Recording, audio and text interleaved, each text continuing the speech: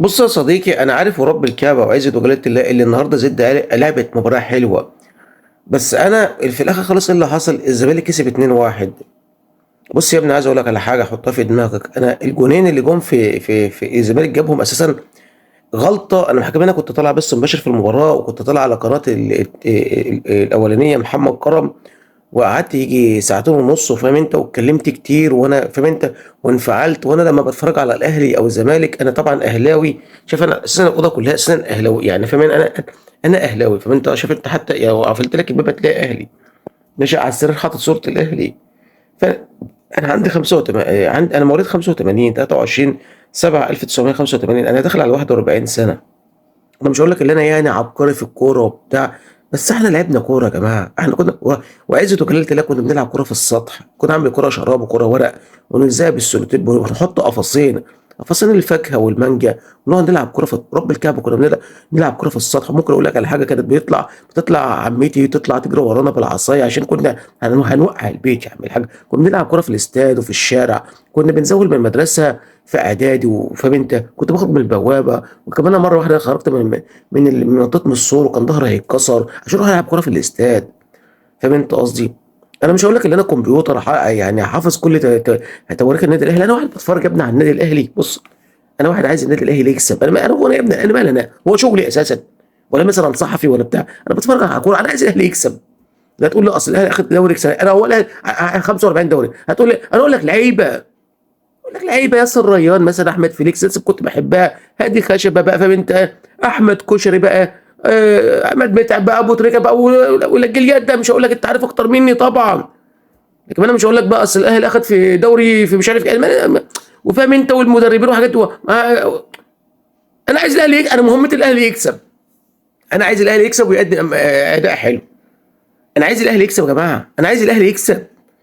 لما انا واحد ابص للزمالك بالمستوى ده وبيكسب زد، وزد اساسا الجونين اللي جابوهم الزمالك غلطتين شنعتين. اول غلطه اللي نزل محطه، نزل السلم من خط من نص الملعب، اللي هو اللعيب اللي راس الحربه. نفس الكلام اللي كان بيعمله محمد شريف، كان بيعمله جردشار. حركه انا بكرهها في الكوره. لو انت تقدر عليها زي اسامه ابو علي اقول لك ماشي، لكن انت ما تقدرش عليها، ما تعملهاش. فرحت الكوره مقطوعه، لعيب من الزمالك قطعها، اداها ناصر منسي راح حاططها لاخوان بزيره، وراح حاططها في الجون. طيب ادي مثلا غلطه، خلاص انت كده، يبقى انت كده مستواك زباله الزباله، حتى لو انت متالق في المباراه. هو بص، غلطتين ديت يبقى انت ينعل ابو ام الشيطان يا جدع. ده محمد علي بن رمضان في ماتش الجيش الملكي لما ضيع الفرصه في الدقيقه 5 انفراد يا جدع، بعد ما عمل كل حاجه. قلت هو نجم المباراه، بس بسبب ديت انت، لا، انت ما انتش نجم المباراه، ضيعت لي انفراد. الله، بس لو كنت جبت جون ولا احطك على دماغي. لكن دي سهل تجيبها دي. طيب مثلا انت عندك مثلا ايه؟ عندك الجون التاني بتاع الزمالك بقى ايه؟ بذمتك يا جدع، يعني سايبين مساحه كبيره قوي للعيب اللي استلم ده، واللعيب اللي المفروض يمسكه راح في الاخر خالص، وراح بطيء، راح بيتحنكش، بصاها، راح ايه؟ لاعب الزمالك جايبها جون، وركنها ركنه، حتى يا عم علي لطفي ما طارش عليها.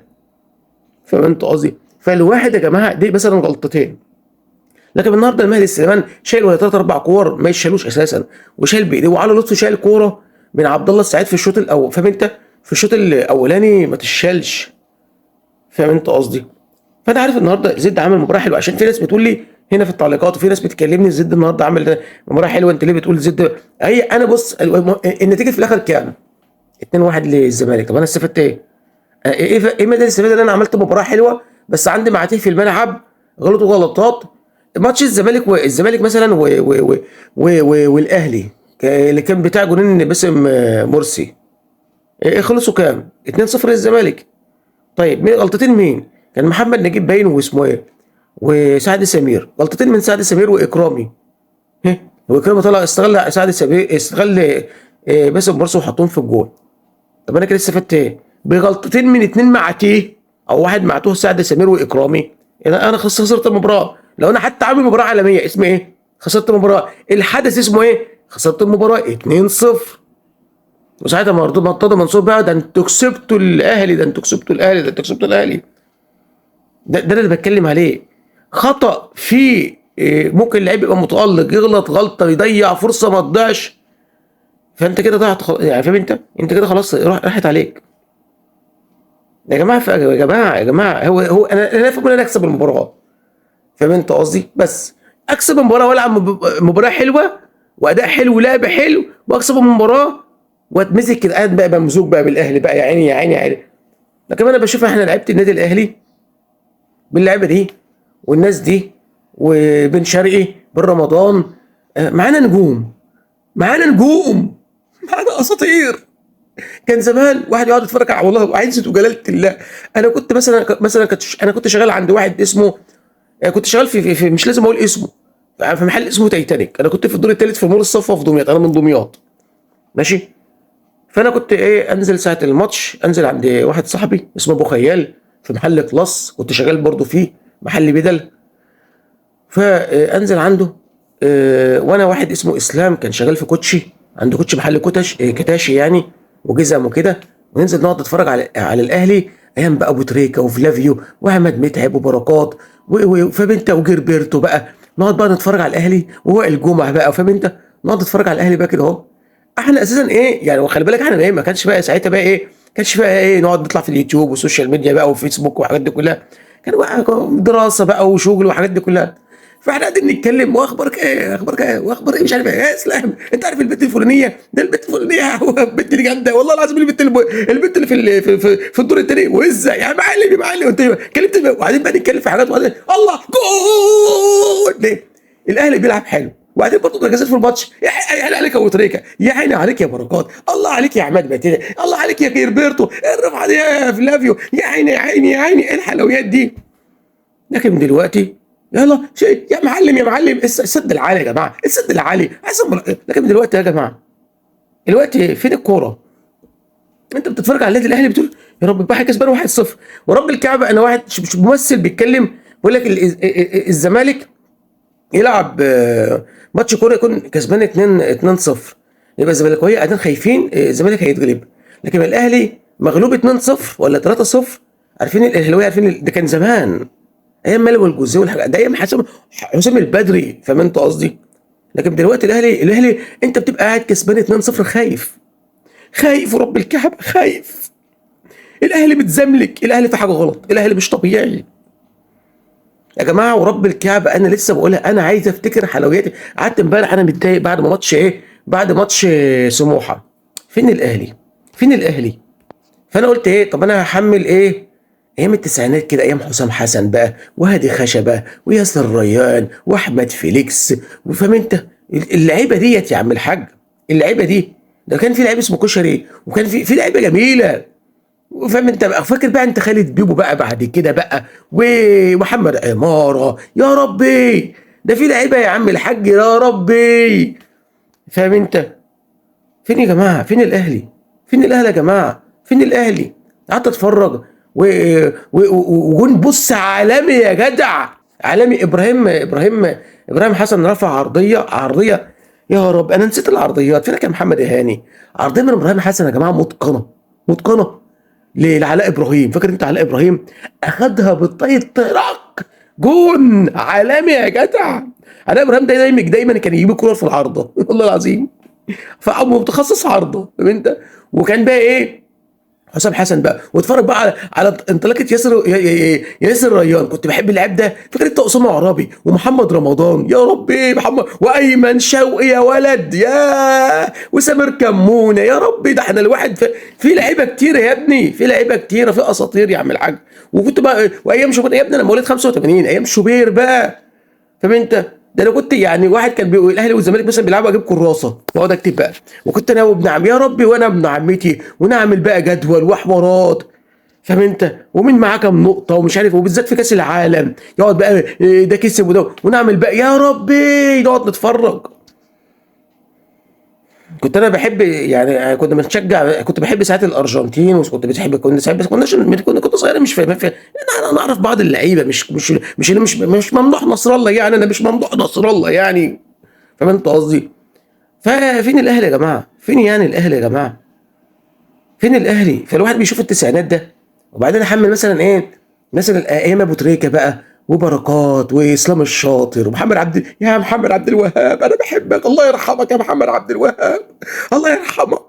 كان لعيب وعرضيات، ولا انت والله العظيم ياسر ريان رفع عرضيه، عرضيه، عمل عرضيه لحسام حسن جابها جون. هذا خشبه كان بيخش يشوط ضربه الجزاء جون، حتى لو هي هتخش جون كنت بتبقى مطمن الاهلي هيكسب. احنا يا جماعه احنا معانا 45 دوره يا جماعه، يا جماعه احنا معانا 45 دوره يا جماعه، ما جوش جم بالتعب بالمشقه، فاهم انت قصدي؟ جم باللعب بالحماس، بلعب في الملعب، يا عم ده الاهلي ايام ملول جوزيه، ايام ملول جوزيه يا عم الحاج، ده احنا كنا كسبنا 6 الزمالك 6-1 وما خدناش الدوري ومشينا ملول جوزيه، وبعدين جبناه تاني، وبعدين اخد بعدها دوريات وحوارات وخمسه دوري ورا بعض وحوارات يا اخي وتالقات، وبيننا وبين الزمالك حوارات وافشخانات ولقط ومش عارف ايه، وكنا يا ابني متالقين. فين يا جماعه الاهلي ده؟ فين الحلويات ده؟ كل واحد كان ورب الكعبه وعزه وجلاله الله انا كنت بمشي عارف انت لو كان ايامها فاهم انت السوشيال ميديا بقى مثلا ايه التسعينات مثلا وايام ملو الجوزيه، معلش انا في الكلمه، معلش انا في الكلمه، انا ما اعرفش الفيسبوك معمول امتى. انا يا ابني ممكن انا اكون انا انسان يعني ايام ما كنت في الكليه اساسا يعني برضه ايه ما كانش عندي فيسبوك، اه والله العظيم. اي يعني فاهم انت كنت بستخدم الكمبيوتر بس يا دوبك على المعهد، بس الحاجات اللي هي ايه عارف انت ICDL بقى فاهم انت، والوورد والباوربوينت والحاجات دي كلها بس، فاهم انت قصدي؟ وكنا ايام بناخد في المعهد بقى علوم حاسب فيجوال بيزك بقى، فاهم انت يعني حاجات يعني، وكنا بندرس بعض المواد بتاع التجاره والقانون فاهم انت قصدي؟ فاهم انت فاكر انت فاهم الحاجات دي، وانجليزي وانا احمر اساسا في الانجليزي يعني، فمش اللي انا ايه يعني مش اللي انا اقول لك عالم ذره يعني، انا على قد يعني انا جايب في الثانويه العامه 56% يعني مش حوار يعني، ماشي. فيا ابني الواحد فانا بدايات يعني فاهم انت قصدي، فانا ما اعرفش بقى ما كانش سن يعني انا كنت ايام يعني انا ايام كليه كنت شايل تليفون زراير، اه والله العظيم يعني التليفون عارف انت مش التليفونات بقى اللي هي ايه 6 حاجه دي، انا كنت يا ابني يا ابني انا كنت شغال وطلع بيتين وكنت بصرف فاهم انت يعني سيبني في حالي يا عم الحاج. ده كان المعهد ساعتها ب 2000 جنيه، 2000 ده كان مبلغ، انا كنت باخد مرتب 200 جنيه لغايه لما وصلت، قعدوا يزيدوا بقى فاهم انت، تعبت لما وصلوا ب 1000 جنيه وكنت بقى فاهم انت قصدي، وسبت الشغل. فانا يا ابني انا مطحون في الحياه ودخلت جيش وطلع ميتين يعني مش قاعد بقى مش بخش الامتحان. هو ابو تريكه جاب الجون في نادي غزل المحله سنه كام، انا ميت امي بالحاجات دي، عشان واحد بيقعد يسال ساعات يقول لي طب واحد مثلا زملكاوي يقعد يسالني اسئله كده، انا ما يا عم هيفيدني بايه يعني؟ هيضربوني لو انا ما عرفتش يعني، انا عندي الاهلي يكسب وخلاص، انا عندي الاهلي يكسب، ماليش دعوه انا بقى بالمعلومات والحاجات دي كلها، انا عارف المهم الاهلي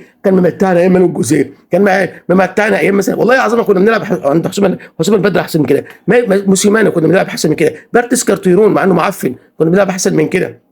يا عم ده بقول لك شويه يا عم، ده في شويه لعيبه، انت عارف اللعيب المدرب اللي هو اسمه كان اسمه مدرب التخين ده مارتن باين بول ولا يول مارتن، اللي هو مدرب التخين كان لعبنا الزمالك، والزمالك كسبنا 3-1 لما احمد فتحي مسك الكرة بايديه. اه والله كان اخر جون كان مصطفى فتحي اللي بيلعب دلوقتي في بيراميدز، فاهم انت قصدي؟ 3-1 ما اتذكر يعني، وبعد كده مش ايام محمود طاهر يعني، فاهم انت قصدي؟ فبعد كده مشيناه وعملنا حوار وشكله وموضوع، وكان خناقه مش عارف، ودخل الجماهير تضرب اللعيبه وحوار، وفي الاخر مشيناه فاهم انت قصدي؟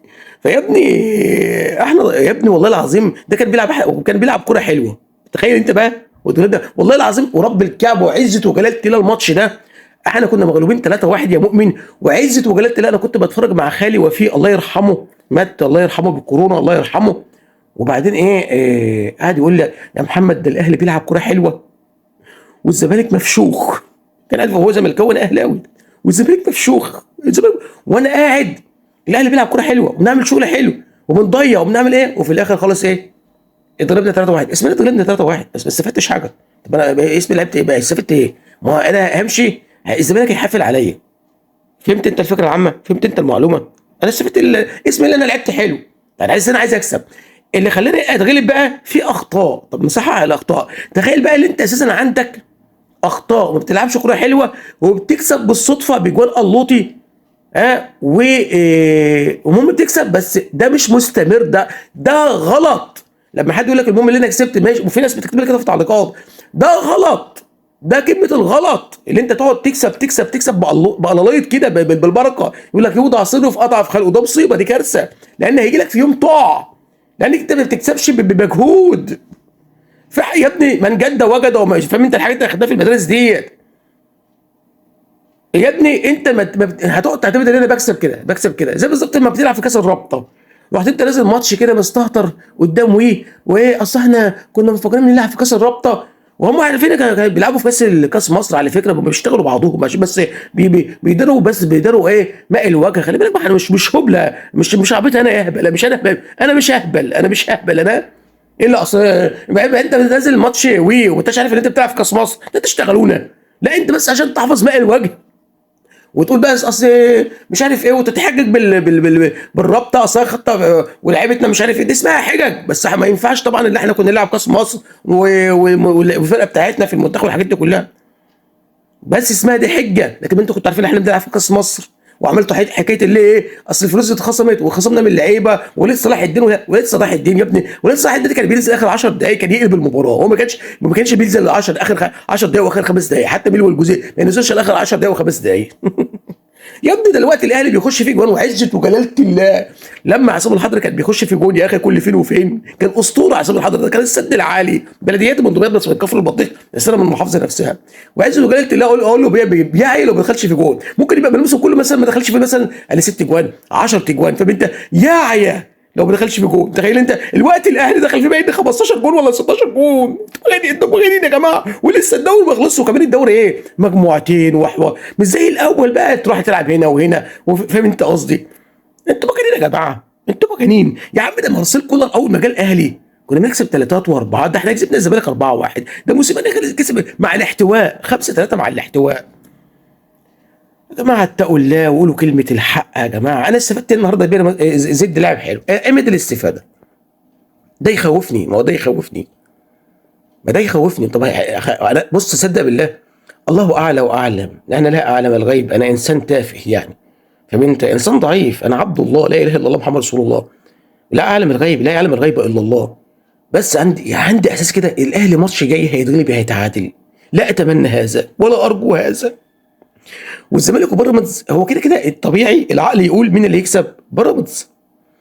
بس الماتش ده هيبقى مثلا اتمناه يبقى تعادل، فمن هيبقى الجمهور عايز عنده حاله شيزوفرينيا، جمهور الاهلي لازم يكسب عشان يبقى معاه 39 نقطه، الزمالك وبيراميدز يتعادلوا يبقى معاهم 38 نقطه، يبقى الاهلي في المركز الاول ودول في المركز الثاني والثالث، فاهم انت؟ فده المفروض اللي يحصل.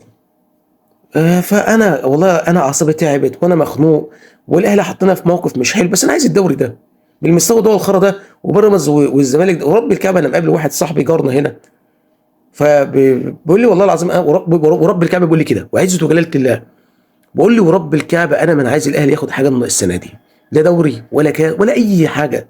قلت له ليه؟ لان ما بيقدموش كوره، دي ناس بتفهم والله، لا ورب الكعبه بيفهم، ده واحد بيحب فرقته، ده واحد غيور على فرقته، فاهم انت قصدي؟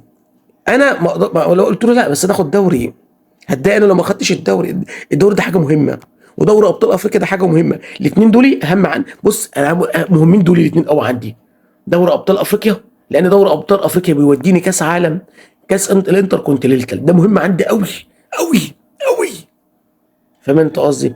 والدوري ده حاجه مهمه، ده بص الدوري ده مكتوب دستور النادي الاهلي، الدوري ده مكتوب في الدستور، مصر اسلاميه، هو القانون الثاني بقى الاهلي بطل الدوري، بس هو مكتوب النادي الاهلي. لكن انت تقول لي اللي انا ما اخش الدوري ولا دوري ابطال افريقيا انا بتضايق بتخنق دم بيتحرق، فاهم انت قصدي؟ فنصلي كده على النبي عشان احنا تعبانين نفسيا يعني. طب اقول لك على حاجه، فاكر انت المدرب اللي هو مارتن لاسارتي اللي ضربنا من بيراميدز 5 وكده يعني 5 كان 5-0 ولا 5-1، احنا ضربنا من 5-0 باين، فاهم انت؟ ايام حسام عاشور حبيب قلبي حسام عاشور، ده كان انا بقول لك ده كان بيقدم كوره احسن من اسمه ده من خوسيه ريبيرو، والتاني معتوه التاني اسمه يستروب، يعني كان بيقدم كوره حتى مع اننا غلبنا 5-0 بس، وكنا ظلمنا في المباراه ديت، وفي ضربات جزاء ما اتحسبتش وحاجات كده يعني، وكان ايامها كان وليد ازارو كان بيلعب معانا، فاكر انت وليد ازارو؟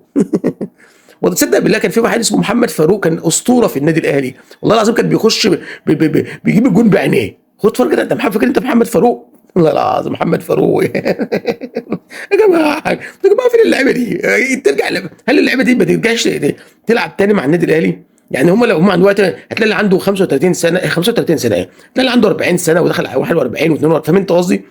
الناس دي ما تجيش تلعب وتلاقي في حاجه ففي مثلا لعيبه عندها 50 سنه مثلا ما تنزل تلعب في النادي الاهلي هيأدوا في الملعب احسن من اللعيبه اللي بتلعب دلوقتي. والله العظيم اقول لك ايه يا عم الحاج، يا عم انا شفت فيديو لابو تريكه بيهزر مع اصحابه ومش عارف ايه، بعدني مع ماء الجو. فاهم انت بيلعبوا خماسي باين كده وراح عامل باكورد وهو في السن ده يا راجل يا راجل، وكان لسه عامل عمليه ورب الكعبه كان لسه عامل عمليه، عامل باكورد يا بيفكرنا بالاجوان بتاعته والحلويات بتاعته والقطايف بتاعته. يا ربي يا ربي يا جماعه ارحموا ميتين. ابو نوت ابو تريكه ده انا لو عملت الحركه دي يعني اموت فيها. خلاص بقى انا عندي 40 سنه داخل على 41 خلاص يا عم الحاج، خلاص 41 سنه يا جماعه بقى. وبعدين الواحد اتفشخ في حياته يا جماعه، يعني ده اشتغلنا 60,000 شغلانه بس كلها في الملابس. في ناس اشتغلت العن مننا وفي ناس اتبهدلت العن مننا طبعا، يعني الله يكون في في ناس في البنا وفي ناس يا رب في يعني في ناس اتبهدلت العن مننا ماشي، بس كل واحد بيتعب في شغله يعني.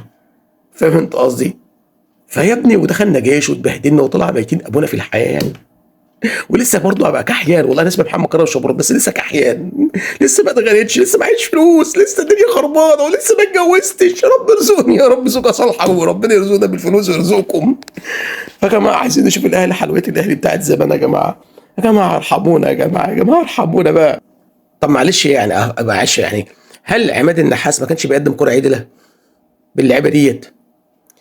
فانا مش عايز الفيديو يطول، بس انا لو قعدت اتكلم معاك هتكلم معاك كتير قوي، لان الاهلي وحش قوي قوي قوي قوي. الاهلي وحش قوي وجمهور الاهلي زعلان قوي. والنهارده زد اتظلم، وانا والله العظيم عارف. انت لو انت بتتابعني على القناه الثانيه محمد كرم هسيب لك اسفل الرابط بتاعها اسفل الفيديو ماشي، فخش وانا بطلع بس مباشر ساعه المباراه، بس ما بطلعش ما بجيبش الماتش، انا بقعد انا بطلعش بشغل بس الصوت بتاع المذيع ماشي. النهارده كان بيذاع اسمه ايه ده اللي هو ايمن الكاشف، وبقعد بقى اتكلم ونحلل واقعد اتكلم انا بقى مع فيلافيو بقى حبيب قلبي فيلافيو بقى وغيره بقى. فاهم انت؟